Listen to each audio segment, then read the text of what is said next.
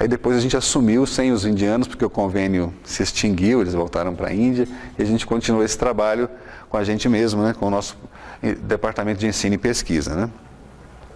Então hoje esse hospital de medicina alternativa, que na verdade é um ambulatório, não é um hospital de internação de pacientes, nós não temos leitos para internação, mas apenas ambulatório para consultas, né? Esse hospital, na verdade, ele é uma referência nesse aspecto de inclusão de práticas integrativas e complementares no SUS. Né? Como o Eric falou, está comentando ali agora, né, na nossa conversa na biblioteca, né, que existem alguns estados que estão com essa iniciativa. Né? Temos amigos que estão implantando as práticas no SUS hoje. Mas nós somos pioneiros lá no estado de Goiás já há alguns anos, né?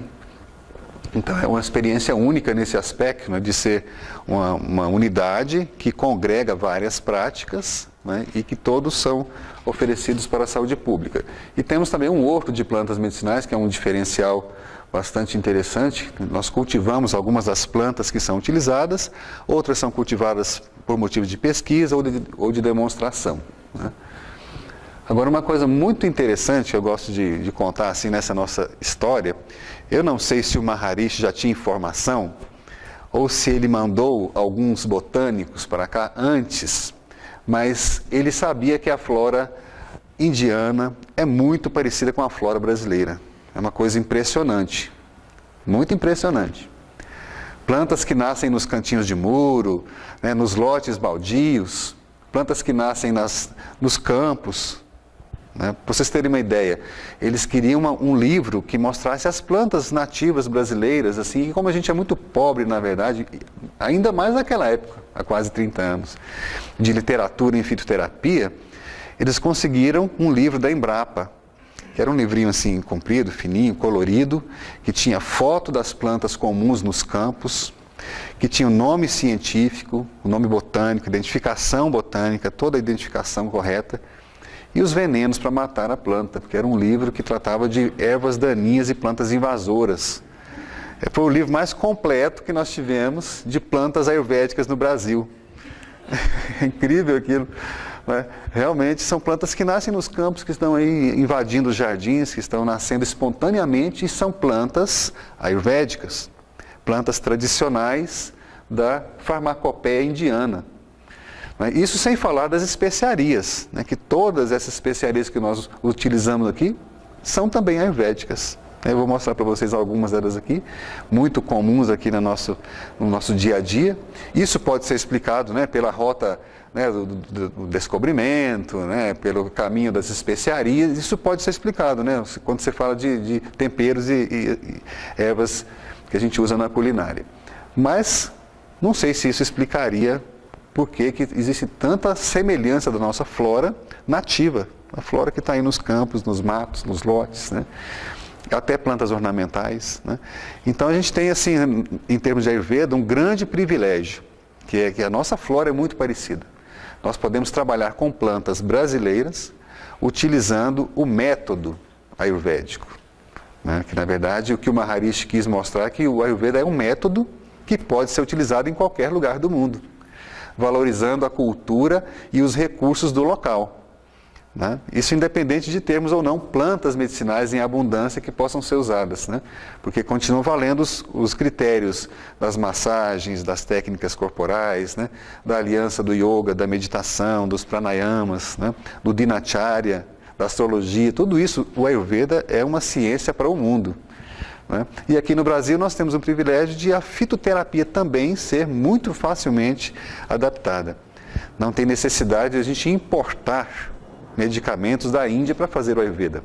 Embora também hoje com a globalização seja uma coisa interessante, né? Tem pessoas que gostam de trazer plantas que são exclusivas da Índia, plantas diferentes que não tem no Brasil. Tudo isso é viável, é possível, né? Assim, pessoalmente, você vai, você traz, você compra e tal, né? Não que seja possível importar e vender legalmente ainda. Isso ainda não é possível, a gente trazer medicamentos da Índia, do Ayurveda, para regularizar a situação e vender aqui no Brasil. Isso é uma burocracia que ainda está também para ser vencida. Mas nós não precisamos disso se a gente puder usar as plantas brasileiras dentro do critério ayurvédico, né? esse foi um trabalho que a gente fez, assim, que eu me dispus a fazer, reunindo, né, toda essa experiência, esse conhecimento e essas ervas que a gente utilizou. A gente publicou esse livro aqui pela Universidade Federal de Goiás, né, isso foi em 2007. E como essa publicação foi meramente assim acadêmica, a gente não teve distribuição no Brasil, a gente acabou levando para a editora Pensamento, né, uma edição mais já encorpada, com participação de mais colegas, né? O Eric, inclusive, tem um capítulo, o Aderson também, Márcia De Luca também, e a gente ampliou um pouco mais, mas que contém exatamente essa nossa história e esse nosso modo de fazer o Ayurveda com as plantas brasileiras, né? Tem várias plantas e alimentação também, né? Voltada assim para a nossa região ou para o nosso país, né?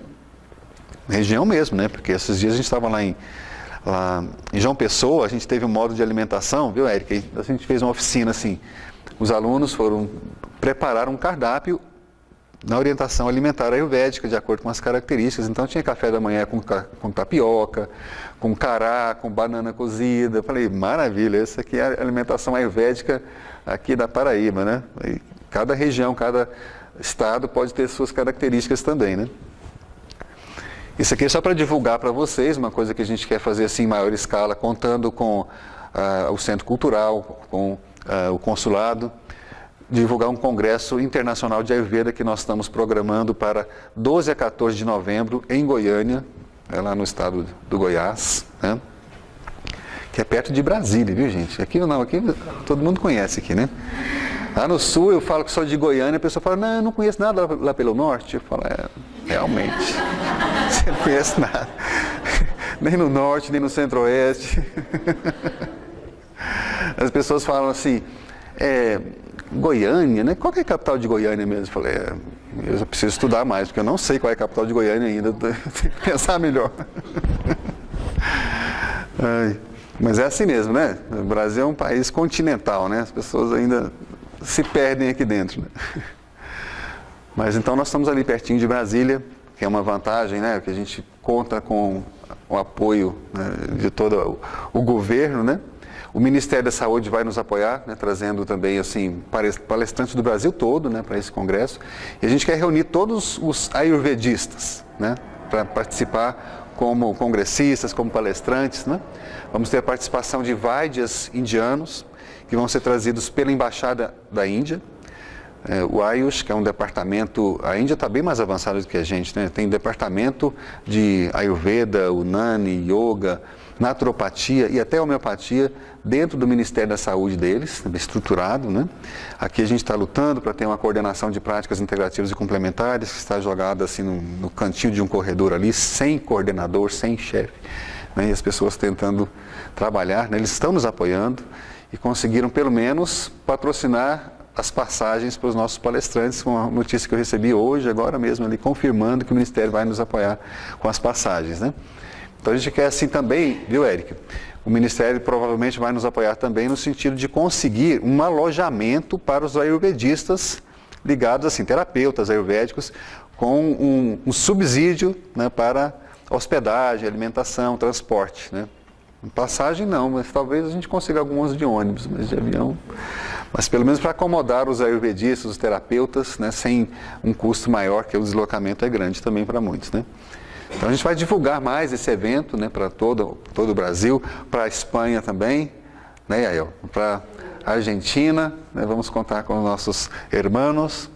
Temos 2 palestrantes argentinos já, quem sabe alguns espanhóis também, se a gente conseguir contato com eles, né? Então espero que vocês se programem, né, para estarem lá com a gente, fazer um grande movimento do Ayurveda no Brasil. Bom,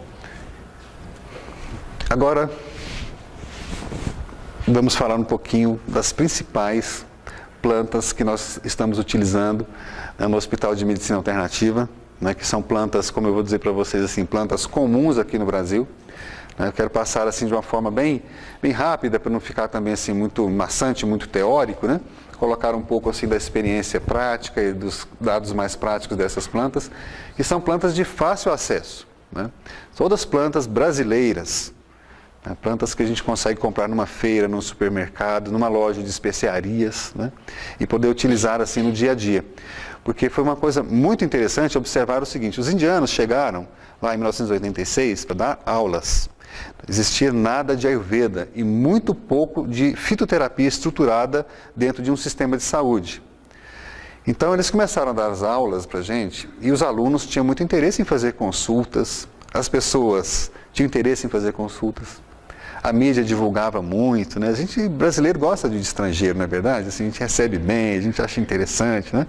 Então, os indianos andando pela rua com suas roupas típicas, né? E a imprensa divulgando aquilo, eles queriam consultas. E a gente pensou assim, como é que eles vão fazer consultas? Não tem nada, não tem estrutura nenhuma. Eles chegaram aqui há poucas semanas. E eles nunca se negaram a fazer consultas, né?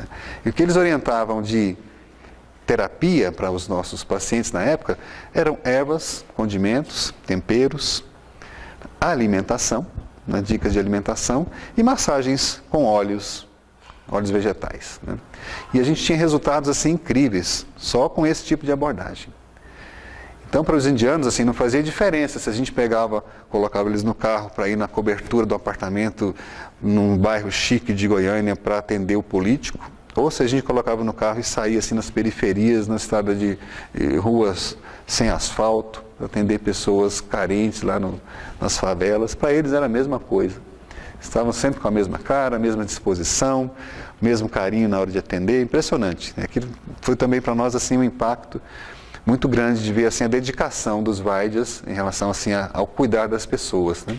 E a simplicidade com que o Ayurveda pode ser praticado, né? A gente tinha resultados incríveis com essas orientações simples, né? Ervas, temperos, condimentos. A gente brincava assim, medicina de cozinha, né? Tem um livro que fala, olha, lugar de médico é na cozinha, não é? E tem razão. O Ayurveda parte muito desse princípio, né? Medicina de cozinha, né? Alimentos, ervas, condimentos, temperos, óleos, né? Então, muitas dessas plantas são assim, plantas que a gente encontra nas nossas cozinhas ou no nosso quintal, na rua, né? Eu sei que o açafrão aqui, né, não é muito conhecido aqui, né, em São Paulo, né? Vocês chamam mais do que de cúrcuma, né? Mas é o nome científico dele, né? Cúrcuma. Muito usado lá no Goiás e em Minas, na Bahia, muito usado, né, como tempero. Nós utilizamos exatamente esse rizoma, né? Essa raiz, né? Essa aqui é uma foto da folhagem, né? Então, nos nossos cursos, sempre a gente faz questão de colocar, né, nome científico, né? A sinonímia a gente coloca assim com bastante ênfase para mostrar que são plantas muito populares no Brasil, conhecidas no Brasil inteiro, né? É da família do gengibre e tem também assim descrição em outros idiomas, né?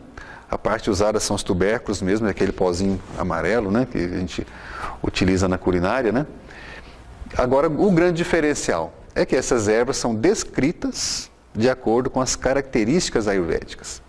É isso que a gente vem sempre falando, hoje conversando com o Eric, ele reforçando exatamente isso, porque muitas vezes a nossa medicina popular, ela é passada de uma forma, assim, entre aspas, alopática, né? Hoje em dia a gente vê as pessoas falando de plantas medicinais populares, mas eles estão indicando as plantas medicinais para um diagnóstico alopático, né? Um diagnóstico médico ocidental. Então as plantas servem para gastrite, diabetes, pressão alta, né? Plantas que servem para colite, né? Reumatismos, artrites, todos são diagnósticos da medicina ocidental, né? Isso para o Ayurveda não funciona, né? Porque as características das plantas têm que ser ayurvédicas, porque elas vão ser aplicadas dentro de uma abordagem ayurvédica. A gente quer saber quais são os elementos presentes na planta, quais são as suas características de sabores, né, de potência, de ação sobre os doshas. Esse é o grande diferencial, né? O açafrão é comum no Brasil? As pessoas usam como remédio? Usam. Usam como tempero? Sim. Mas dentro de um conceito diferente, assim, um conceito muito mais alopático, né? Hoje tem muitas plantas que têm nome de medicamentos, já viram isso? Tem plantas medicinais que recebem o nome de insulina, não é? Novalgina, não é? Tem uma que chama terramicina. Eu falei, nossa, essa é especialista mesmo, terramicina. É um antibiótico, sim, específico, né? Então as pessoas vão colocando nomes de medicamentos alopáticos nas plantas. Por quê? Porque o raciocínio é alopático. Esse aqui serve para amidalite, esse aqui serve para bronquite, né? Na visão ayurvédica, o diagnóstico tem que ser também ayurvédico. Eu estava comentando com o Eric que a gente não pode transportar o diagnóstico ocidental da medicina moderna, né, para o Ayurveda. Então, o Ayurveda não cuida de doenças.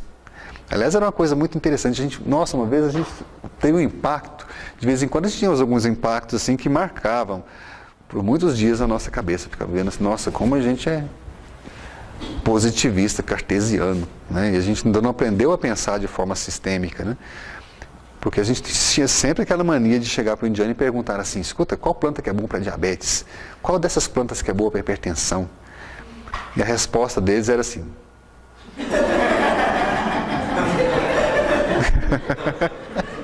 Verdade. A gente perguntava assim. Aí um dia um dos nossos colegas se irritou, falou, não, mas ele não quer responder. Ele está segurando o conhecimento. Eu perguntei para ele qual planta que é boa para diabetes, ele fez assim. Aí eu falei, mas você não vai responder, não? Aí ele deu um passo para trás assim, claro, cadê a pessoa? Aí a gente, puf, caiu a ficha, né? Cadê a pessoa? Ele estava esperando, quando a gente estava falando qual planta que é boa para diabetes, isso é só uma conversa, um início de conversa, porque eu trouxe um paciente. Porque tem uma pessoa ali fora que é portador, que tem essa doença. Então não existe assim uma concepção de que você trata uma doença. Aí depois que a gente percebeu aquilo, aí ele pegou pesado, né? Falou, vocês tratam doenças? Eu trato doenças, eu trato pessoas. Eu não conheço nenhuma planta que trate doença. Aliás, eu não conheço nenhuma doença. Você já viu algum diabetes andando na rua? Ah, diabetes, né? Até que ela é fofinha, né? Diabetes é fofinha, docinha, né? Olha lá um câncer. Nossa, o câncer é feio, né? Não existe isso. Não existe, né? Mas nós somos levados a pensar que existe, não é verdade? Por quê? Nós estudamos o quê? Uma entidade nosológica. Já pensaram nisso? Entidade nosológica. Entidade é o quê? Uma entidade, né? Um ente, né? É uma coisa que existe, é como se fosse uma pessoa, né? Uma entidade nosológica. Então, os nomes de doenças, como se elas existissem por si mesmas, fora das pessoas. Isso é uma loucura, né? Quando você para para pensar aquilo, nossa, mas é mesmo, né? A gente pensa assim, sem raciocinar. Né? Então, quando você fala assim, por exemplo, diabetes. Alguém que pode conhecer uma pessoa que tem diabetes e ela se trata só com alimentação, com atividades físicas, com controle de estresse. E a outra que tem diabetes, toma 3 insulinas, hipoglicemiante, está direto no hospital, tem crise de hipoglicemia, já perdeu um dedo, já perdeu um olho. Ué, não é a mesma doença? Como pode ser uma coisa tão diferente, tão, né, absurda? O mesmo vale para a hipertensão arterial, o mesmo vale para a artrite reumatoide. Né? Tem pessoas que têm artrite reumatoide, você não vê, ela toma um remedinho ali, um anti-inflamatório, está controlado. Outras nem andam mais, né, toda deformada. Não é a mesma doença? Então deveria ser uma coisa, né? Mas não é, porque não existe doença fora da pessoa. Então não existe planta que trata a doença. Então, essas coisas a gente ia assim vendo, né? Como é a visão do Ayurveda. Né? Então as plantas, elas são classificadas de um ponto de vista ayurvédico para serem aplicadas nas pessoas, né? Então quem já conhece um pouco de Ayurveda sabe, por exemplo, assim, os doshas, né? Só existem nos seres vivos, animados, né? Assim, animais, gente, né? As plantas, os alimentos não têm doshas, elas têm gunas, qualidades, têm elementos, né? Tem sabor, né? Tem sabor pós-digestivo, tem potência, ela tem essas características de ação. E elas agem sobre os doshas. E os doshas existem no nosso organismo. Né? Então só é possível conceber a ação de uma planta em uma pessoa ou num animal. Né? Hoje em dia também já tem veterinários ayurvédicos. Né? Então a gente não vê assim possibilidade de uma erva para tratar a doença. Mas esse é um trabalho que a gente tem que fazer primeiro com a gente mesmo, né? Para parar de pensar dessa forma. E depois o momento de passar o Ayurveda adiante para que as pessoas raciocinem do ponto de vista sistêmico, holístico. Né? Aprender dessa forma. Mas o que é interessante, que mesmo tendo essa visão diferente, sistêmica, holística, diferente da racionalidade positivista, cartesiana, bioquímica, biomédica, né, do modelo biomédico, o Ayurveda, ainda assim, ele aceita essa visão. O Ayurveda não exclui essa visão. Simplesmente ela abraça essa visão com muito mais abrangência, né? Então as ervas ayurvédicas podem sim ser estudadas do ponto de vista bioquímico, farmacológico. Elas podem até ser aplicadas no modelo biomédico, né? Com limitação, porque ela tem muito mais a oferecer do que ser utilizada no modelo biomédico. Mas elas podem ser estudadas sim. E tem muitas plantas que foram usadas. Inclusive um critério muito importante que o Maharishi quis fazer, que eu achei também assim fantástico, ele falou, nós só vamos incluir no nosso projeto de Ayurveda no Brasil, no caso lá em Goiás, plantas que já têm estudos científicos da medicina ocidental moderna, da farmácia, da bioquímica. Nós não vamos colocar plantas que são desconhecidas da farmacologia, né? Nós temos que saber sim quais são seus constituintes químicos, temos que saber sim quais são as suas ações farmacológicas. Se tiver pesquisas em animais, se tiver pesquisa com seres humanos, melhor ainda. Então todas as plantas que foram incluídas no nosso projeto têm estudos, né? Nem todas ainda têm estudos assim clínicos e meta-análise, evidentemente que isso é uma coisa que nem os procedimentos da medicina alopática convencional, nem todos passaram por esse crivo ainda, né? De ter meta-análise, de ter estudos assim multicêntricos, né? Mas nós temos muitos estudos em plantas medicinais, sim, passando por etnofarmacológicos, fitoquímicos, pré-clínicos, né? Estudos também clínicos, temos muitas plantas assim. E era um critério para entrar no nosso programa, para que não fossem utilizadas plantas desconhecidas, critério de segurança, né? O Maharishi foi muito inteligente nesse aspecto. Então, açafrão, por exemplo, tem ação reconhecidamente antioxidante, imunizante, antialérgica, anti-inflamatória, digestiva, né? Auxilia na eliminação de gases, no uso tópico tem ação antimicrobiana, cicatrizante, antisséptica, tem várias ações que são pesquisadas. Esse é o Pascoal. Bom, pesquisadas assim em laboratório, com animais, com seres humanos, né?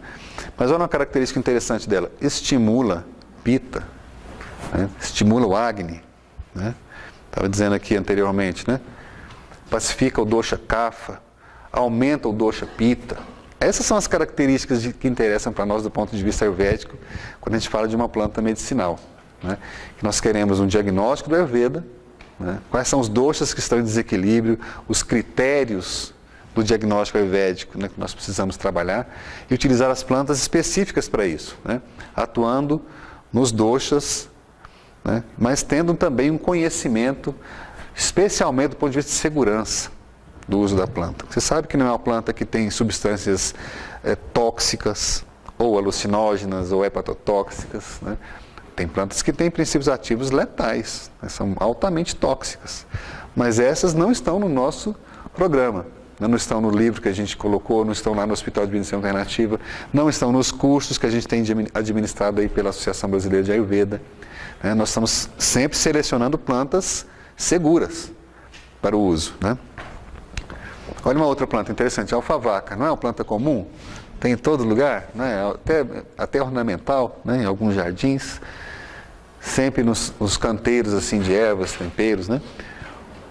Então, a alfavaca, né? É uma planta, tem várias espécies, né? Alfavaquinha, alfavaca cheirosa, alfavaca de cheiro, alfavaca da América, né? Gratíssimo, sanctum, são espécies diferentes, né? Então, a alfavaca da folha grande, da folha pequena, o manjericão é dessa família. Então, são famílias assim, bem próximas, né? Que são utilizadas, né? Toda planta é utilizada, né? É a famosa tulasi, né? Muito conhecida no Ayurveda, né? Aí as características ayurvédicas, né? O sabor, o vipaka, a potência. É interessante a gente observar isso. Quando fala assim, uma planta de potência quente. Planta de potência quente. Quando a gente começa isso nos cursos, as pessoas perguntam, mas o que significa isso? O que é uma planta de potência quente? Né? Para o Ayurveda isso é fundamental, porque a gente trabalha muito diretamente com essa questão do fogo, né? Do elemento fogo. Então, planta de potência quente é uma planta que é capaz de infundir calor, né? De tonificar o elemento fogo, Geralmente são plantas que tonificam o acne, o fogo digestivo. São muito indicadas para pessoas que estão assim com o fogo baixo. Né? O fogo baixo? Como é que é uma pessoa que está com o fogo baixo? Ela é friorenta, não é? Ela tem frio, né? Qualquer coisa ela resfria, um ventinho ela resfria, um ar-condicionado ela resfria, um gelado ela resfria, tem mãos frias, tem pés frios, né? Muito sensível ao frio, falta calor vital, né? Falta energia, falta disposição, falta resistência imunológica, digestão é fraca, come uma coisa passa mal, não tem fome, né? Então, o fogo baixo. Então, as plantas de potência quente, elas têm capacidade de infundir calor, de tonificar o elemento fogo, né? Que é uma coisa fantástica no Ayurveda, isso é fundamental, né? Mas tem as plantas de potência fria também, né? Que elas vão fazer exatamente o contrário. Quando a pessoa está com excesso de fogo, né? Como é que é uma pessoa que está com excesso de fogo? É uma pessoa fogosa? Também, né? Mas assim, uma pessoa que irada, colérica, né? Pletórica, acidez, azia, queimação, o estômago queima, a urina queima, a temperatura é quente, né? Fica vermelho, fica irado, colérico, né? Tudo inflama. Então precisa o quê? Reduzir um pouco de fogo, remover calor. Né? Um conceito ayurvédico assim, fundamental no tratamento. Então a questão da potência tem altíssimo valor na hora de você selecionar uma planta. Se você vai utilizar a planta de potência quente ou fria, faz toda a diferença. Né? A gente tem vários exemplos assim, de que quando você inverte isso, não dá certo. Né? Se a pessoa está com excesso de fogo, você dá uma planta de potência quente, pode ter reações adversas. Né? Então as plantas têm reações adversas? Tem.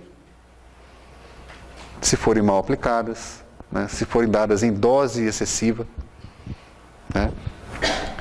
Até tirei assim essa questão de dose, porque é uma coisa assim, muito específica, mas é muito interessante ver o tratamento que o Ayurveda oferece na abordagem da dosagem.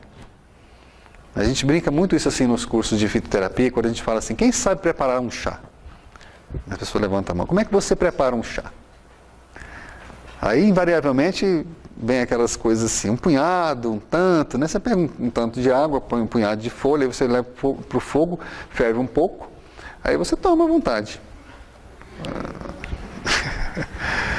Mas pensem assim com vocês. Vocês saberiam dar assim uma receita certinha de como preparar um chá? Quanto de água que põe, quanto de planta que põe, quanto tempo que ferve, quanto que toma do chá, por quanto tempo? Isso para o Ayurveda é fundamental. A dose interfere na resposta. Charaka Samhita fala isso. Charaka Samhita, para quem não conhece, é um livro clássico que tem milênios. É um livro texto assim clássico do Ayurveda, né? Um dos primeiros livros que são reconhecidos como ayurvédicos, né? Na história, deve ter o que, 5.000 anos, escrito em sânscrito. Ele fala isso. Uma pequena dose de um medicamento não pode curar uma doença, assim como uma pequena quantidade de água não pode apagar um grande fogo. Porém, uma dose excessiva pode causar um dano, assim como o excesso de água pode matar uma colheita. Está lá no Charaka Samhita. Incrível, né? E hoje em dia a gente ainda não incorporou, né, esse conhecimento para o uso de plantas medicinais. Mas para o Ayurveda é tudo calculado certinho. Aliás, para os indianos, matemática é música, né? Música e matemática para eles é a mesma coisa. Eles raciocinam assim, matematicamente, como você cantarola uma música que você ouviu no rádio. Né? Fácil para eles. A cultura é diferente. Né? Então, dose para eles é muito fácil, muito simples. Mas é muito importante. Né? Para nós não é tão fácil, não é tão simples. Né? Quando a gente fala assim, não, você tem que fazer o chá, é o seguinte, você tem que colocar 3 a 5% de planta para água. Então, a pessoa fala assim, mas 5% de quê, por exemplo? Assim, quanto que dá 5% para fazer o chá? Não, essa é a regra, né? Não tem 5% de quê? É 5% da planta para água em todos os casos, né? Então, isso vai variar da quantidade de água que você põe a 5% de planta, né? É difícil para muita gente essa matemática avançada, assim, essa matemática altamente especializada. Não é? Então, vamos lá. A alfavaca também é uma planta que bem estudada já do ponto de vista farmacológico, seus princípios ativos, né? Tem ações digestivas, né? Mas é uma planta que na visão ayurvédica tem características que no Brasil a gente não ouve falar. Por exemplo, relaxante muscular, relaxa para facilitar o sono em caso de insônia por tensão muscular. Quase a gente não ouve falar isso do Ayurveda, da medicina popular, sobre a alfavaca. Ela é muito usada para sintomas respiratórios, né? Então, tosses e febres é muito comum aqui no Brasil, mas esse aspecto de sono, de relaxamento muscular, de antiespasmódico, o Ayurveda tem um estudo muito mais profundo, né? Assim como o alho, por exemplo, né? O alho é uma planta assim, que é conhecida em todas as medicinas, né, do mundo, né? Desafio uma pessoa a achar um livro de fitoterapia, ou da banquinha de revista, ou de uma livraria especializada, que não tem o alho. Tudo tem o alho, né? Que é uma planta cosmopolita, né? E no Ayurveda ela é muito importante, né? Muito utilizada. Tanto na culinária ayurvédica quanto também na fitoterapia. Então ela é uma planta que tem todos os sabores, menos o ácido, e o sabor principal é picante. Vipaka é picante. Vipaka significa assim, o sabor pós-digestivo, né? É o sabor, depois que já passou pelo sabor da boca, tem um sabor que, né? Tem um conceito interessante que eu ouvi uma vez que eu achei assim, que deveria estar relacionado com a Ayurveda, que eles falam o seguinte, que o açúcar branco ele é doce na boca, mas ele é altamente cáustico, ácido no organismo após a sua digestão, né? E é verdade isso, né? O açúcar ele é altamente acidificante, embora seja doce na boca. Então esse é o sabor pós-digestivo. Isso tem a ver também com o efeito secundário, né, dos medicamentos. O efeito secundário é muito conhecido, né? Você toma o café, ele te dá uma estimulação. Aí depois, dá uma baixa, né? Aí você tem que fazer o quê? Tomar de novo, né? O café. Assim vale para os estimulantes, né? O álcool tem esse efeito muito claro, muito nítido, né? Você toma, tá animado, tal, rico, bonito, poderoso, de repente passou o efeito secundário, bode total, né? Ressaca, né? Então, efeito primário, efeito secundário, né? Isso tem no conceito ayurvédico, sabor pós-digestivo. Uma coisa é o sabor na boca, outra coisa é que o efeito que ele vai fazer depois. Aparece um outro sabor, né? É o sabor que fica, né? Então, olha, tem sabor pós-digestivo picante e potência quente. Então, o que a gente já vê ali? É uma planta muito rica em elemento fogo, né? Realmente ela vai aumentar bastante o pita, né, que é o elemento fogo no nosso corpo. Pacifica vata e kapha. Isso assim na visão ayurvédica abre um leque assim porque você pode utilizar essa planta, em vez de ficar pensando em nome de doenças, em vez de ficar pensando em sintomas, né, você vai pensar na ação geral dela. É uma planta que tem muitas ações farmacológicas conhecidas, né? Desde a parte digestiva, o fluxo menstrual, tem ação antiespasmódica, na parte respiratória, né? Muito usada assim como um antisséptico respiratório, não é verdade? As gripes, resfriados, todas as pessoas usam muito, né?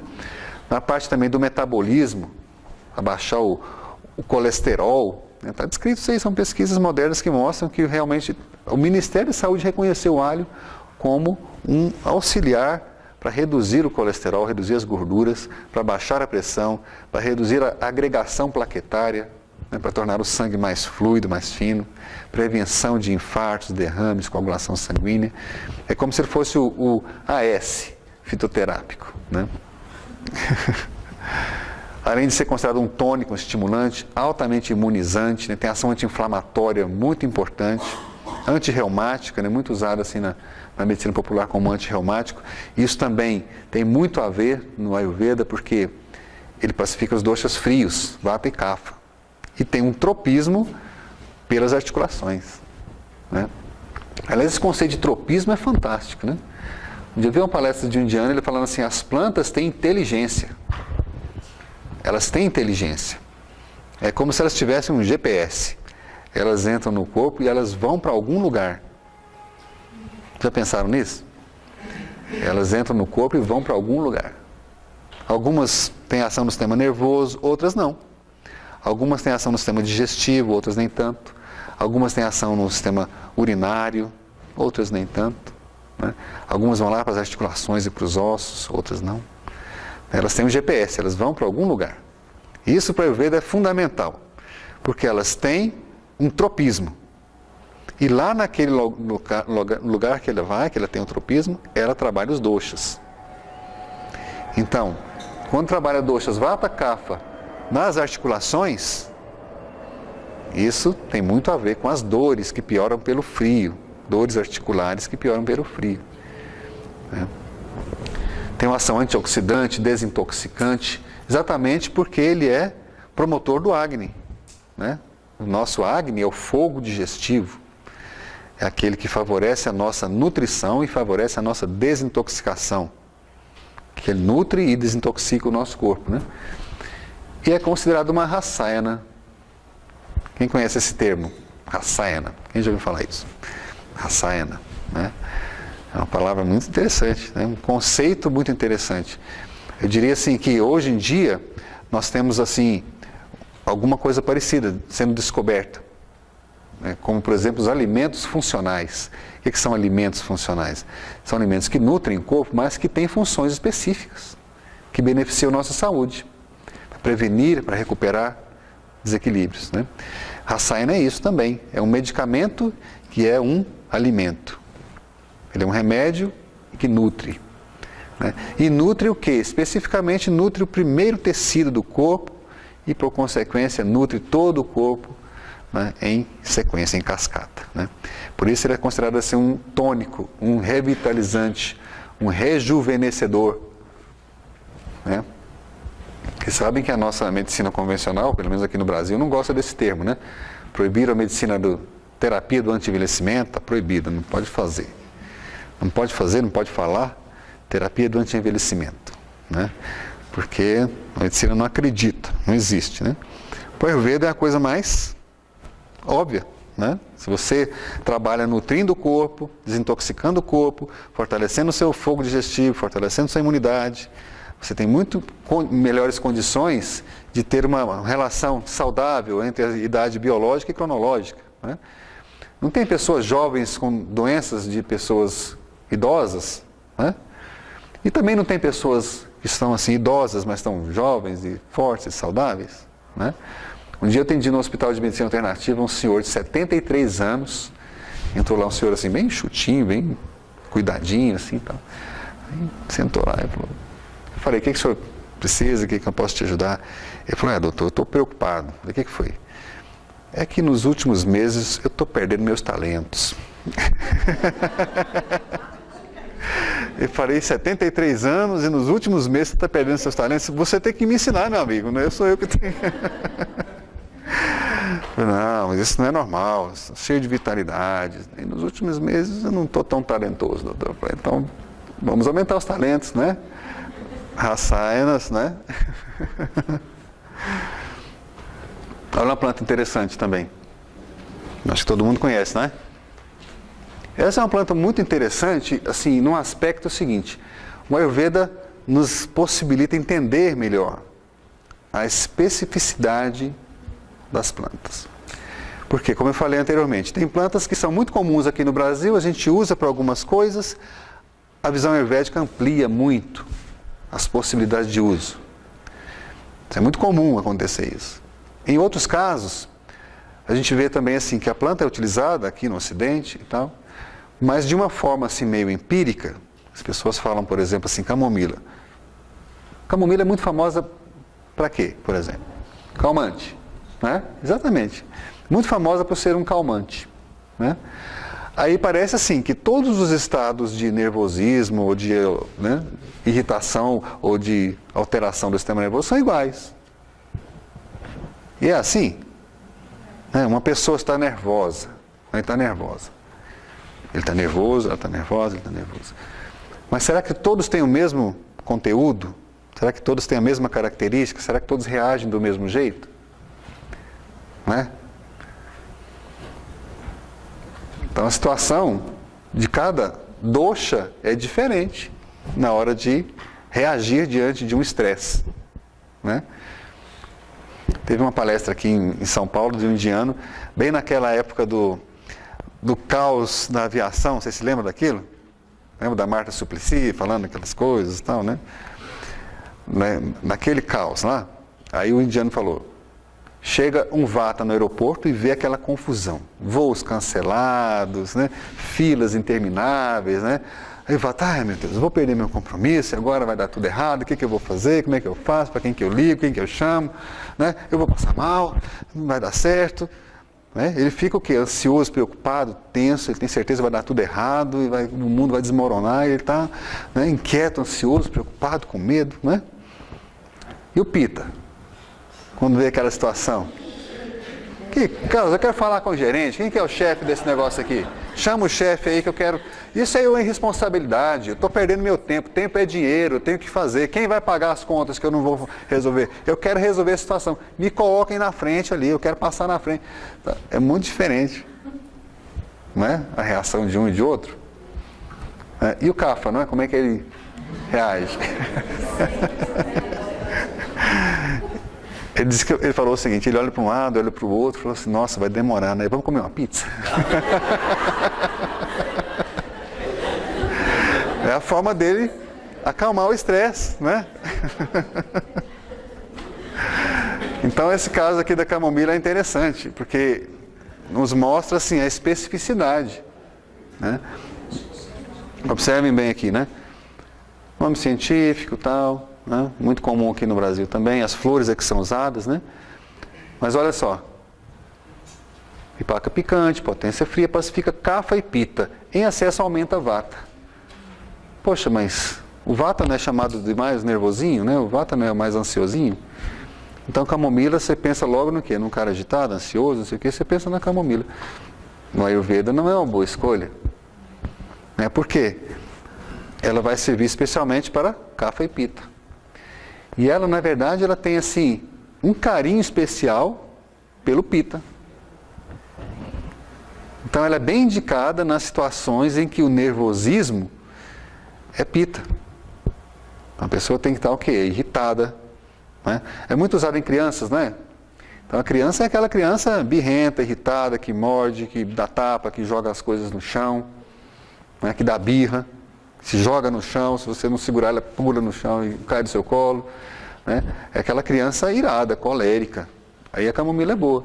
Né? Mas se for um nervosismo do tipo Vata, ela não está bem indicada. Aí pode até piorar. Né? Porque você dá, não melhorou, você dá mais, né? Não melhorou, vai aumentar a dose, né? Aí pode até piorar o quadro, não é? É um risco. Então, além de ser calmante, um tônico do estômago, tem ação antiespasmódica, né? Muito bem indicada nessas situações de Pitta. Quando tiver muito Pitta, ela é boa. Então, quando a gente fala, por exemplo, assim, tônica do estômago, né, tem ação antiespasmódica, até isso o Ayurveda nos dá uma diretriz, assim, de em que situações usar. Né? A camomila é considerada uma planta sáttvica, porque ela pacifica as emoções, especialmente então, assim, o Pitta é o tipo passional, né, que ele reage assim de uma forma muito passional, né, muito direta, né, com as emoções. Então ela tem assim um carinho especial pelos tipo Pitta. Né? Vamos lembrar disso assim para a gente usar a camomila do ponto de vista ayurvédico, né, de forma certa, né? Agora uma outra planta interessantíssima, né? Muito comum aqui no Brasil, né? Muito utilizada na culinária, né? Até mesmo na fitoterapia, né? Vários nomes, né? As cascas que são usadas principalmente no Ayurveda, as folhas também, mas primeiramente as cascas, né? Vipaka doce. Então ela não é tão assim já picante no efeito pós-digestivo, mas também tem ação potência quente. Pacifica Vata e Kapha, aumenta levemente Pitta, especialmente as cascas, mas as folhas nem tanto. Então é uma planta muito interessante, muito famosa na medicina ayurvédica, né, como um todo. Ação digestiva e carminativa. Quem sabe essa palavra aqui? Carminativa. Ela é boa para eliminar os gases. Né? Gases. E gases? Qual doxa aqui tem os gases? Não é? Quer dizer que o Pitta não tem gases.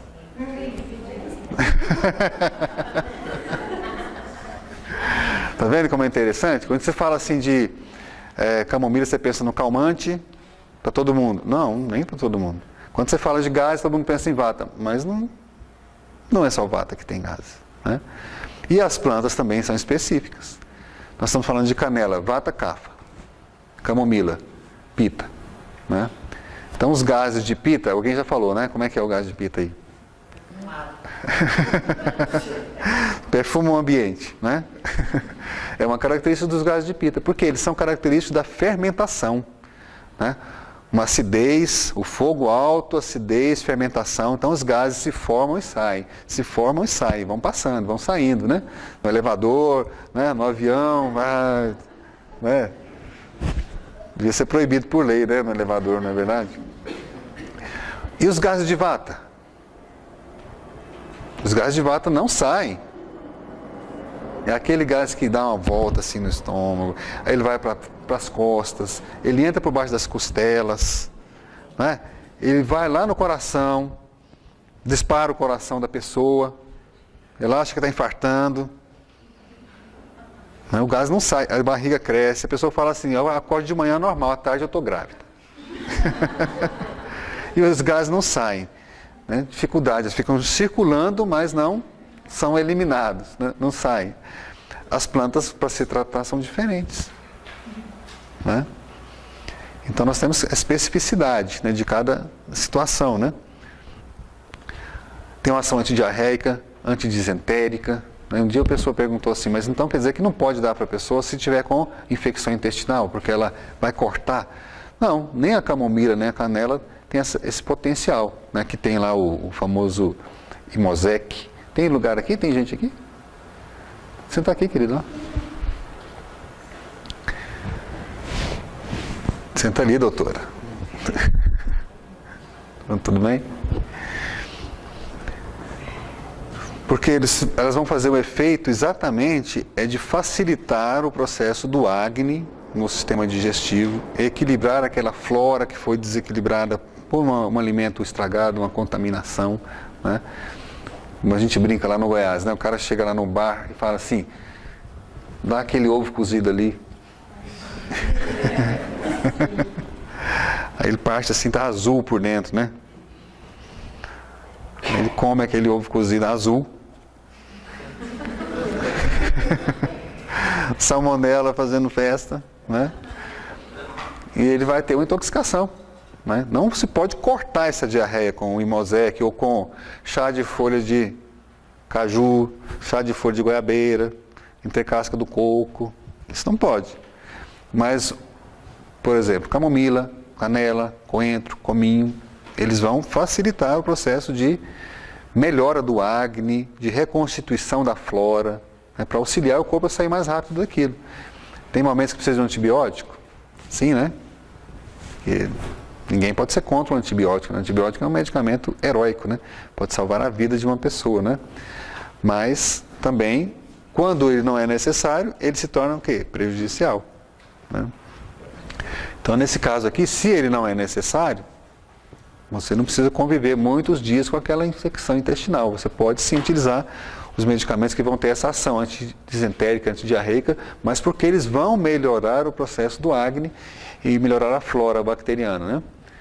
Então tem uma ação analgésica muito interessante, é considerada também um tônico, né? Então a canela é muito conhecida no Brasil, né? Mas as pessoas falam mais mal da canela do que bem, não é? As pessoas falam, não pode tomar canela quando está menstruada. Não pode tomar canela quando tem pressão alta. Tudo bem, né? Até um critério ayurvédico interessante, porque ela aumenta a pita. Se a pessoa estiver com o pita aumentado, se tem hemorragia, se a pressão está alta, né, com o tipo pita, aí realmente ela está o quê? Contraindicada, né? Mas ela tem muitos outros benefícios para várias outras situações de vata e kapha, né? É considerado um tônico, também é considerado uma planta sáttvica, né? O que vocês imaginam? O que é uma planta sáttvica? Que equilibra as emoções, né? Melhora o equilíbrio das emoções. Então imagina você estar utilizando algumas plantas de acordo com os doshas e que ainda tem ação sobre os gunas mentais, né? Que podem melhorar o quê? A atitude, a postura, as reações emocionais das pessoas, né? Muito interessante isso no Ayurveda.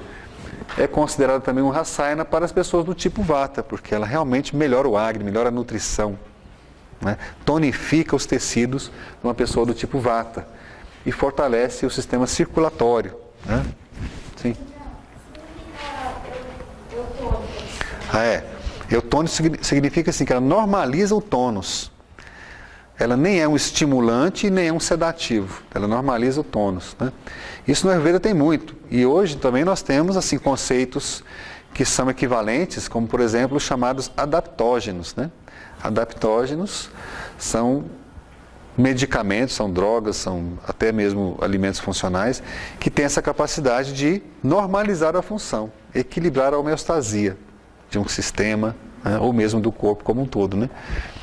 Então, normalizam o tônus. Se tiver muito, pacifica.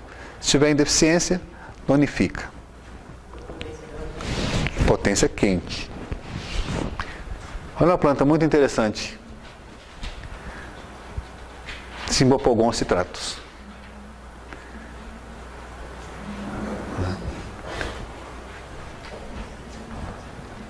Jamaca bustrina. Ela tem um outro nome popular também. Bacalhau. Bacalhau. É verdade, um outro nome popular na Índia. Com Y e K. Bacalhau. Depois eu vi esse outro nome popular na Índia, eu tenho que colocar no slide para lembrar. As folhas são usadas, as raízes também, a planta toda pode ser utilizada.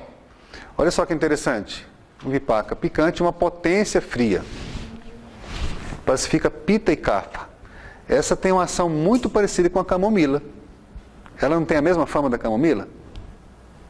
Não é calmante? Todo mundo conhece como calmante, né? Calmante do tipo pita e kapha, né? Neutro para vata. Pelo menos ela não agrava o vata, né? Então ela pode ser usada assim. Uma coisa muito interessante no estudo do Ayurveda é que você começa a ver plantas que são sinérgicas, semelhantes, né?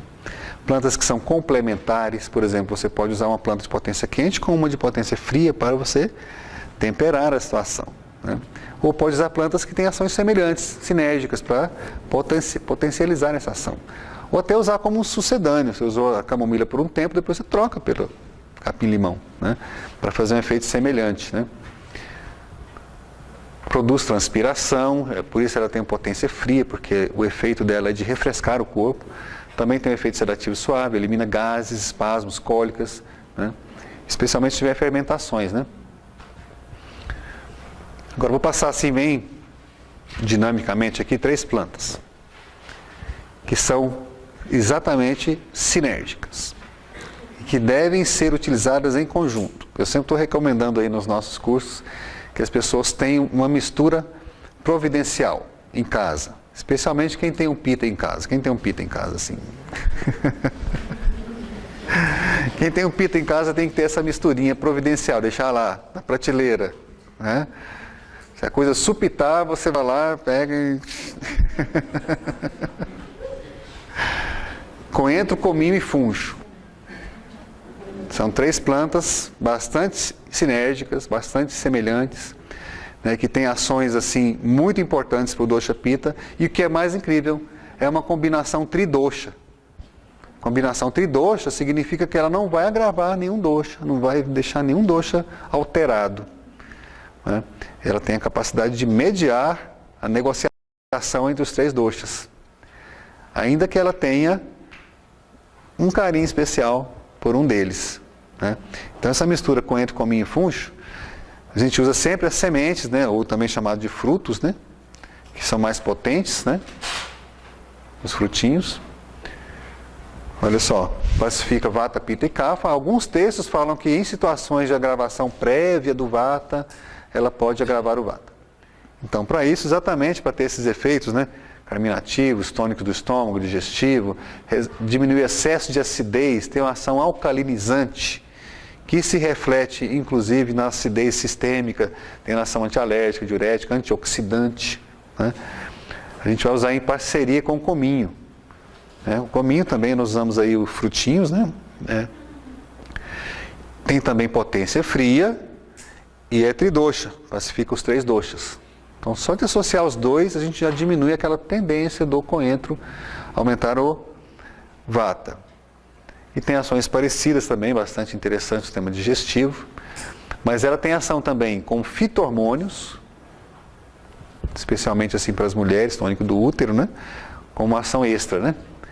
E o funcho, tá aqui o funcho, né? As sementinhas aqui são usadas, o famoso satapushpa, né? Os frutos. E olha só como ela realmente completa bem o efeito tridosha. Ué, eu achei que eu estava conectado. O que está acontecendo aqui? Não estou. Será que aqui não tem energia, não?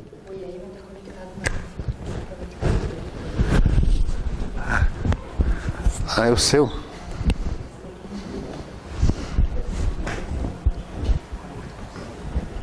Ah, tá.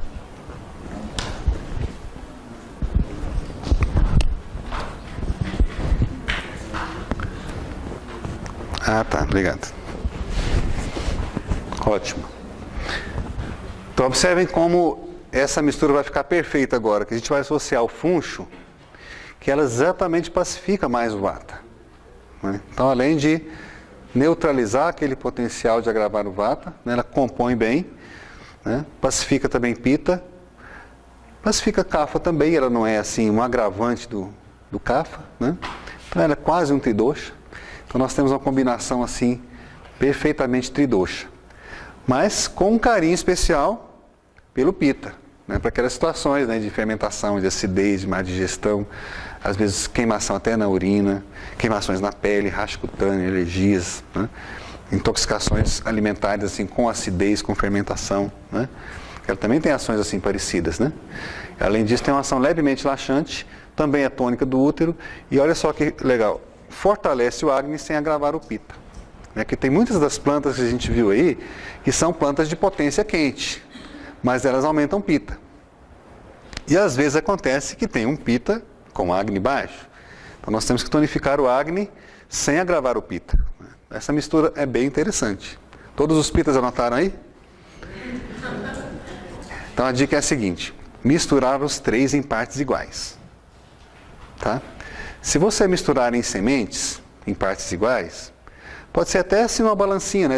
Nós, assim, os ayurvedistas recomendamos que todo mundo tenha uma balancinha que pesa, assim, gramas, né? Balancinha de cozinha, né? Essas que lá no Rio de Janeiro o pessoal do morro usa para pesar ouro, diamante, aquelas coisas. Tem lá na sua cozinha. Pesa umas graminhas, 1 grama e tal, né? Aí você pesa lá, vamos supor, você quer fazer uma mistura, né? 10 gramas de cada, né? Soca um pouquinho no pilão, coloca ali e você pode usar para fazer uma infusão, né? Vai fazer a infusão, usa aquele pozinho já pronto, né? Que é uma massala, né?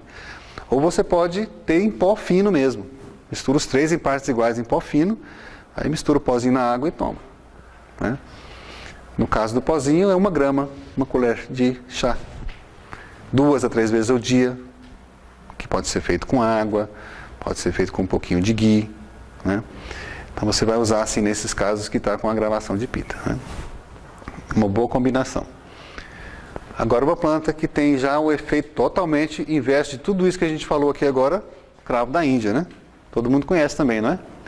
Vocês já viram um pé de cravo? Olha só o tamanho dele, é enorme, né? E vocês sabem que parte que nós usamos? Que parte é essa? São as flores, né? São as inflorescências do cravo que nós usamos, né? Botões floridos secos, que é o nosso cravinho, né? Olha só o perfil dele. Picante, picante e quente, né? Isso aqui é bom para aumentar o fogo, aumentar o pita, né? Quando a pessoa está realmente com baixo calor vital, muito vata kapha, né? Muito friorento, muito fogo digestivo baixo, né? Imunidade baixa, né? Tem grande poder digestivo, tônico do estômago, elimina gases do tipo vata, principalmente. Tem ação antisséptica, analgésica, é considerado um tônico, um estimulante geral, um estimulante circulatório. Ele é considerado afrodisíaco no Ayurveda, o cravo, pela ação tônica da circulação, né? Mas é uma planta de alto poder de aumentar o fogo, né? Especialmente se você pode associar com outras plantas que têm essa ação. Então, né, o Ayurveda tem o tricato, né? Quem já ouviu falar do tricato? Associação de plantas de potência quente. A gente pode fazer os nossos tricatos também aqui brasileiros, né? Outra planta de potência quente, o gengibre, né? Talvez uma das plantas mais usadas na Ayurveda, que eu já vi assim, pelos Vaidyas. Uma das plantas mais usadas. Realmente, todos os Vaidyas que passaram por Goiânia, assim, 90% das prescrições tinham gengibre. Impressionante. Assim, a confiança que eles têm no gengibre, né? E isso desde o início, né? Porque é uma planta muito fácil de achar, não é? Aqui em São Paulo também, não é? Você encontra assim nas verdurarias, nos supermercados, né? Muito fácil de encontrar. Muito usado na culinária japonesa, né? Então, assim, é fácil de encontrar e fácil de usar. As raízes, né? Olha só. Vipaka é doce, potência quente. Pacifica Vata e Kapha, mas não agrava Pitta. Os textos do Ayurveda dizem que o gengibre não agrava Pitta, embora tenha um sabor picante. Especialmente se ele for usado fresco. Você faz um chá, você faz um suco. Quem já tomou suco de gengibre? Você pode passar gengibre na centrífuga, né? Tirar o caldo dele, o suco. Então, o gengibre fresco, ele não tem o potencial de agravar o Pitta, né? Então, muitos textos trazem assim, que ele é um tridosha. Então, já é um bom motivo para se usar, né, com bastante frequência. O tridosha, ele faz uma intermediação ali entre os doshas, né? E tem várias ações, como um tônico, um digestivo, né? Elimina gases, náuseas e vômitos, inclusive náuseas de movimento. Tem pesquisas que mostram que ele combate as náuseas de movimento, né? Náuseas que as pessoas têm no carro, no navio, né? Ou mesmo quando a pessoa sente vertigens, né, pelo movimento, né? Náuseas e vômitos pelo movimento. Então, tônico anti-inflamatório, assim, porque ele tem ação imunizante. Na verdade, quando a gente fala anti-inflamatório no Ayurveda, nós estamos falando de plantas que têm ação imunizante, porque elas vão melhorar o processo de defesa do corpo. Tem ação expectorante, quer dizer, tem várias ações importantes, como um tônico, um digestivo, anti-inflamatório, né? Bastante usado no Ayurveda. Nós tivemos assim vários casos de pacientes assim com agravação de Vata Kapha se manifestando assim. Por exemplo, tivemos um caso assim muito emblemático, que foi uma criança muito pobre, muito carente, morava numa casa assim bem afastada, sem asfalto, sem nem piso na casa, sem piso de chão mesmo. Uma criança, quando a gente começou a tratar, ela tinha 10 anos e ela vivia em um carrinho de bebê. Mas aquele carrinho de bebê assim que a criança fica sentada, sabe? Não é um carrinho, um bercinho, não. Aqueles carrinhos de bebê que ele fica sentadinho, que você leva para passear a criança na pracinha e ela fica sentadinha num carrinho, né? O menino tinha 10 anos e vivia naquele carrinho, porque ele tinha artrite reumatoide juvenil. O perfil da criança era assim, um caninho fino, uma bola aqui, um caninho fino, uma bola aqui, um caninho fino, uma bola ali. Era assim, impressionante. O grau de atrofia muscular, de atrofia óssea, que essa criança tinha pelo uso de corticoides. Ele vinha usando corticoides desde, tinha quase uns 3 anos usando corticoide, né? Febre, inapetência, fraqueza, atrofia, né? E se parasse o corticoide, piorava tudo, porque as inflamações inchavam muito mais e ele tinha dores terríveis. O corticoide tirava a dor dele, né? Então a gente fez um trabalho com essa criança, os indianos iam lá assim toda semana, às vezes até mais de uma vez por semana, para fazer massagem, para aplicar um óleo. E o gengibre era a base, assim, muito importante, gengibre, alho, canela, né? Como base assim, de anti-inflamatório, mediando ação imunizante, pelo Agni, né? Nós tínhamos que proteger aquele sistema imunológico para ele conseguir fazer a ação anti-inflamatória, né? O gengibre foi muito importante e essa criança, hoje já é um adulto, né? Até hoje ele vai no Hospital de Medicina Alternativa. Ele levantou daquele carrinho, cresceu, desenvolveu, né? Ele anda com uma bengalinha, assim, mas ele levantou, né? Pelo menos, né? E não tem dores. Outra planta interessante, muito comum, a hortelã, todo mundo conhece, né? Uma planta de potência fria. Interessante a gente pensar nisso, né? Ela tem um sabor picante, vipaka picante e potência levemente fria. Porque o sabor mentolado também é chamado de picante no Ayurveda. Tem o picante de potência quente, que é o ardido, né? A pimenta. E tem o picante de potência fria, que é o mentolado, né? O mentol. balinha de menta, né? Pacifica Pitta e Kapha também. Em excesso aumenta Vata. Ela tem um perfil parecido com a camomila nesse aspecto, porém o tropismo dela é diferente, porque ela não tem um tropismo para o sistema nervoso, né? Ela tem um tropismo muito mais para o sistema digestivo, né? Todo o sistema digestivo e respiratório, é onde tem sintomas de Pitta e Kapha, sistema digestivo e respiratório. Tem uma ação interessante de estimulação da vesícula biliar, nas situações assim que biliosidade, né? A pessoa tem muita produção de bile, muita acidez e também excesso de Pitta, né? Então é uma planta bem interessante, muito usada no Ayurveda também, muito comum aqui. E ela tem uma característica interessante de clarificar, de expandir a mente, porque esse sabor mentolado, né, é devido à presença de elemento éter. Então tem essa ação expansiva. Não é interessante? Quando você pega, por exemplo, o mentol, né? Cheira aquele mentol, parece que descongestiona, né? E é verdade, né? Descongestiona. Alivia tensões e congestões mentais e emocionais, não só na respiração, mas como também na mente, né? É outra planta de natureza sátvica. Então, nós falamos aí 3 plantas de natureza sátvica, não foi? Vocês podem também fazer uma associação, né, das 3 sátvicas e utilizar quando a pessoa estiver muito rajásica ou muito tamásica, né, para você elevar um pouco o sátiva da pessoa. Quem lembra as outras de ação sátvica? Canela, camomila, né, e hortelã. Pode fazer o trio sátvico, né, para você ter também para fazer um chá, para fazer um pozinho, né, uma churna, né, para aliviar as congestões mentais e emocionais, né. E esse aqui, vocês conhecem? Está ficando famoso aqui no Brasil, né? Esse é um caso interessante, porque ela não é comum no Brasil. Não é nativa no Brasil. Os indianos, quando chegaram em Goiânia, procuraram essa planta para todo lado, assim, jurando que ia encontrar. Não encontraram no Brasil. Acabaram achando algumas semelhantes, como o cinamomo, por exemplo, que é bem parecida, né? Que é uma planta prima do Nim. A gente acabou usando muito tempo o cinamomo. E depois o Nim foi chegando, né? Chegando, e hoje em dia ela é muito cultivada, se adaptou facilmente no Brasil, né? Muito usada, muito cultivada já, é uma planta bem interessante. E já é fácil até de comprar, né? O Nim. Que ela é interessante assim, que ela tem um sabor amargo, picante e fria, quer dizer, ela aumenta a Vata. É uma característica importante do Nim. Tem que ter cuidado no uso do Nim para as pessoas de Vata. Quando você fala assim, ela é anti-inflamatória, ela é ótima para reumatismo, mas tem que ser do tipo Pitta. Porque se for do tipo Vata, vai agravar, vai piorar, né? Essa especificidade que o Ayurveda confere assim, para a gente utilizar a planta no momento certo, de acordo com o diagnóstico ayurvédico da pessoa, isso é fundamental, né? Para ter um resultado melhor, né? E tem ações interessantes, protetora do fígado, hipoglicemiante, reduz a secreção do ácido gástrico, então ela tem uma ação muito forte como anti-Pitta. Ela é muito forte como anti-Pitta. Nas articulações, no sistema digestivo, no estômago, no intestino. Realmente ela tem uma ação anti-úlcera, né? É diferente dessa aqui, ó.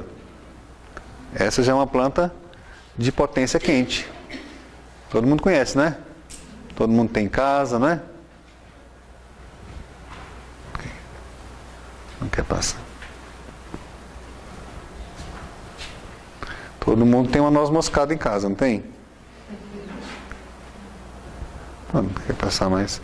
Mas eu vou contar uma história da noz moscada que foi interessante. A noz moscada é uma planta de potência quente, né? Ela pacifica Vata e Kapha. Aí o Ayurveda descreve assim, que a noz moscada tem uma ação calmante. Se você toma um leite morno, com uma colher de mel e 500 miligramas, que significa meia colher de chá do pó da noz moscada à noite para dormir, você relaxa o sono, melhora o sono, né? Mas é de todo mundo? Qual tipo de insônia que ela vai tratar? De Vata. Porque se for uma insônia do tipo Pitta, ela vai piorar, né? Foi exatamente o que aconteceu lá em Campo Grande, né? Que a gente estava falando ali do Campo Grande, né? que uma senhora estava no curso e chegou no dia, a gente fez o curso no sábado, aí no domingo ela chegou nervosa. Eu fui dar noz moscada para o meu marido, ele ficou nervosíssimo, piorou a insônia dele, não conseguiu dormir, ainda ficou bravo comigo. Eu falei, como é que é seu marido? Não sei o quê. Não, meu marido é muito bravo, muito nervoso, ele perde o sono quando tem negócio para resolver. Não sei. Eu falei, nossa, mas não era indicado para ele, né? Porque ele vai ter insônia do tipo Pitta, né? Insônia do tipo Vata é diferente, né? Quem sabe a diferença? Como é que é a insônia do tipo Vata e a insônia do tipo Pitta?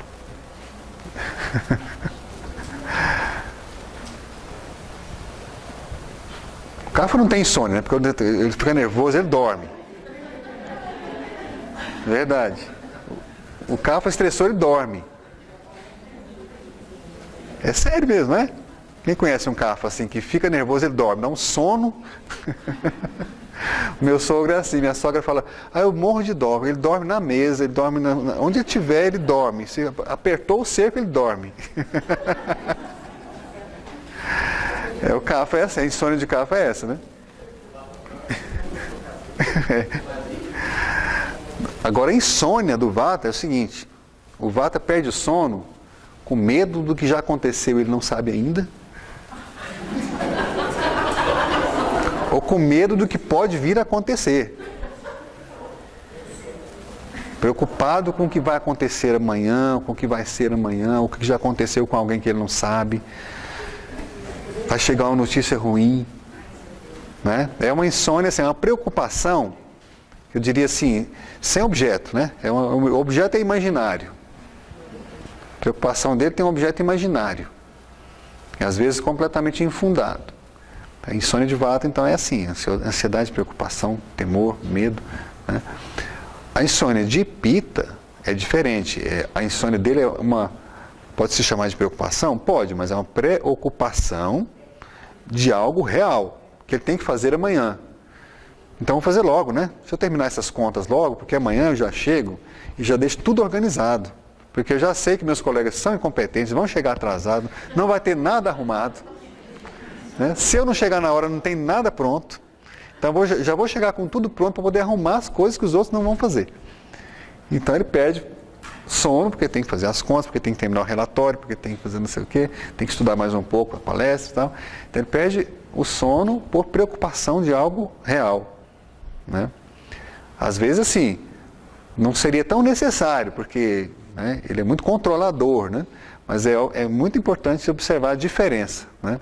E também tem o perfil de irritação, né? O perfil colérico, né? Então, você usa a noz moscada para uma insônia do tipo Pitta, vai dar problema, né?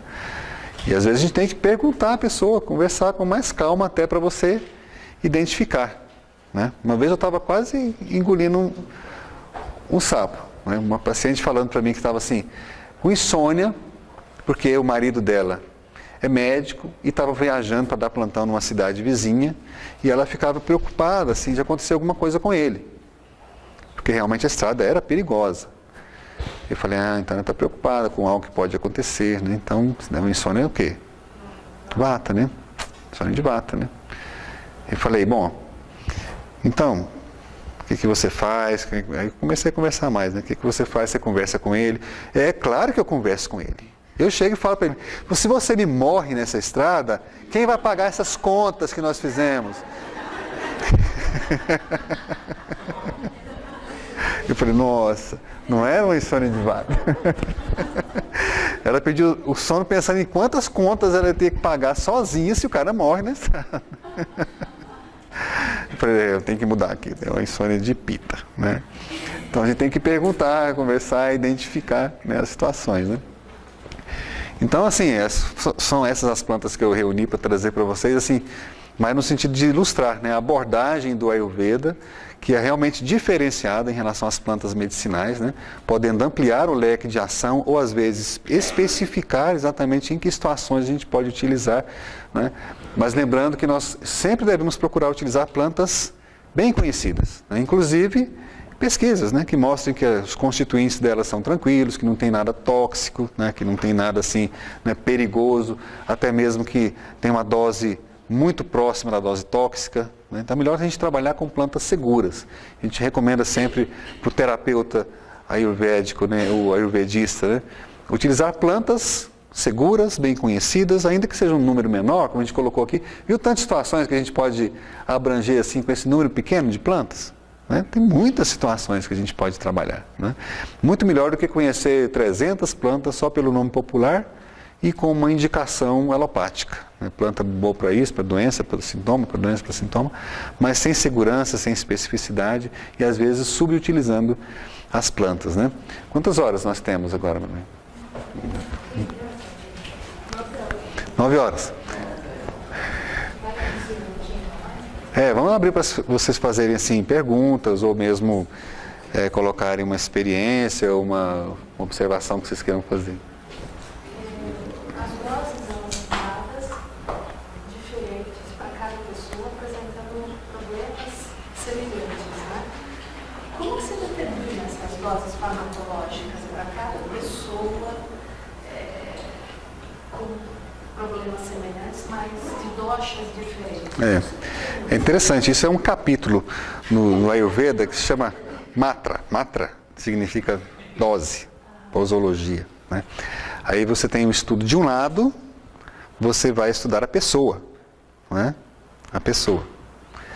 Então, idade, sexo, as condições do Agni da pessoa, né? O grau de agravação da doença, né? O tempo de doença, se for uma doença crônica ou uma doença aguda, começou tem pouco tempo, começou tem muito tempo, o estado é grave, está piorando ou está já melhorando, mas ainda falta algo para chegar no equilíbrio, ou já tem há muito tempo que está estagnado naquela situação.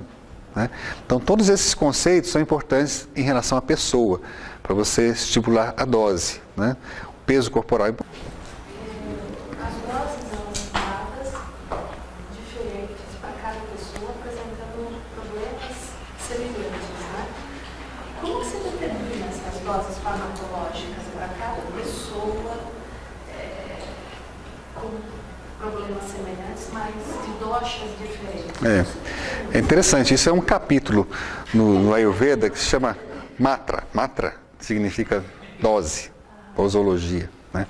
Aí você tem o estudo de um lado, você vai estudar a pessoa, né? A pessoa. Então, idade, sexo, as condições do Agni da pessoa, né? O grau de agravação da doença, né? O tempo de doença, se for uma doença crônica ou uma doença aguda, começou tem pouco tempo, começou tem muito tempo, o estado é grave, está piorando ou está já melhorando, mas ainda falta algo para chegar no equilíbrio, ou já tem há muito tempo que está estagnado naquela situação. Né? Então todos esses conceitos são importantes em relação à pessoa, para você estipular a dose. Né? O peso corporal é importante, uma pessoa que tem mais peso, mais dose, menos peso, menos dose. Está descrito no Ayurveda, né? Que uma mulher usa uma dose menor do que para os homens. Respeitando, evidentemente, né? Peso também entra nesse cálculo. Né? Então tem idade, tem peso, tem as condições do Agni, tem a gravidade da doença, o tempo de doença. Né? E aí entra a característica da planta, do outro lado. Né? Tem plantas que têm ação muito aguda, ação muito intensa, as doses são menores. Tem plantas que têm ação mais lenta, mais letárgica, as doses são maiores. Tem plantas que são bastante seguras, as doses podem ser maiores. Plantas, como eu falei, que tem às vezes dose terapêutica muito próxima da dose tóxica, tem que usar doses pequenas, né, para não ter o risco. Né? Então, o que a gente recomenda é o seguinte, as plantas que nós utilizamos, recomendamos, que estão nos livros que a gente recomenda, nas apostilas dos nossos cursos, já tem as doses específicas para o pó e para a aplicação do chá. E na preparação do chá, para essas plantas, tem aquela proporção que eu falei.